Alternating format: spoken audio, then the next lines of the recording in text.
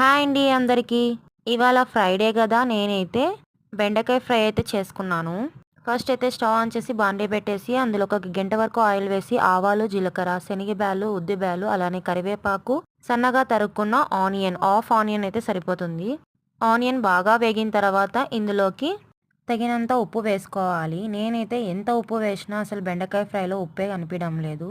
మరి మేమైతే యూజ్ చేసేది అయోడిన్ సాల్టే యూజ్ చేస్తున్నాము. ఉప్పులో కూడా ఎన్ని తేడాలున్నాయో ఏమో మరి. అలానే కొద్దిగా పసుపు వేసి వేపేసుకోవాలి. నేను చూపిస్తున్న బెండకాయలైతే సన్నగా తరుక్కున్నాను. నేనైతే ముందు రోజే బెండకాయలని బాగా వాష్ చేసేసి ఒక ప్లేట్‌లో ఆరబెట్టేసుకున్నాను. బెండకాయలో తేమ లేకోకుంటే బెండకాయ ఫ్రై చాలా బాగొస్తుంది. బాండ్లీలో బెండకాయలని వేసేసి బాగా మగ్గిచ్చేసుకోవాలి మూత పెట్టేసి.